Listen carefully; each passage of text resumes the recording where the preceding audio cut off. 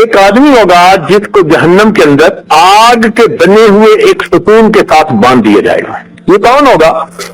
یہ وہ بندہ جو دنیا میں دوسروں کے عیب ڈھونڈتا تھا اور لوگوں کو عیب بتایا کرتا تھا. یہ دو الگ الگ گناہ ہیں. ایک کو کہتے ہیں عیب جو اور دوسرے کو کہتے ہیں عیب گو.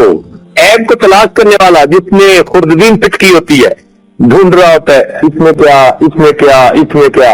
اور کچھ ایسے ہوتے ہیں کہ بس ان کے کان میں کچھ پڑ جائے وہ اس کو لوگوں تک پھیلا دیتے ہیں، کسی کی عزت کا خیال نہیں رکھتے. تو یہ دو الگ الگ گناہ. اور کچھ ایسے ہوتے ہیں جن میں دونوں گناہ ہوتے ہیں، عیب جو بھی ہوتے ہیں، عیب گو بھی ہوتے ہیں. اب چونکہ یہ لوگوں کے دل دکھاتے ہیں ان کی پبلک انسلٹ کر کے، اس لیے ان کو سزا بھی ویسی دی جا رہی ہے. پہلے تو ان کو آگ کے ستون کے ساتھ باندھ دیں گے، نار اللہ الموقدہ، پھر اللہ کی جلائی ہوئی آگ تطلی علی الافئدہ.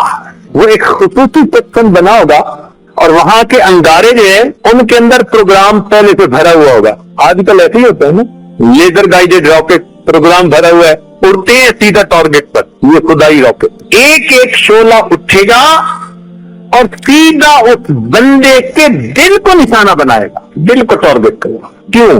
اس کا ہر بول دوسروں کا دل جلاتا تھا، آج ہر اٹھنے والا شعلہ اس کے دل کو تکلیف پہنچائے گا. جیسا گناہ ویسی سزا، ربط ہے. اس لیے جس بندے کے دماغ میں ہر وقت ہی گندی سوچیں، شیطانی شہوانی سوچیں دماغ میں ہر وقت رہتی ہوں گی، جہنم میں جب اس کو ڈالیں گے نا تو اس کے سر پہ گرم پانی ڈالیں گے. یصب من فوق رؤوسہم الحمیم، قرآن مجید، اس کے سر پہ کھولتا ہوا پانی ڈالیں گے. تیرے دماغ میں بہت بھرا تھا، تیری کھوپڑی کو سیدھا کرتے ہیں، کھوپڑی ابلے گی. تو جیسا گناہ ویسی ہی اس کی سزا. سوشل میڈیا پر سب سے قدیم اور سب سے ریلائبل برانڈ درسقرآن.com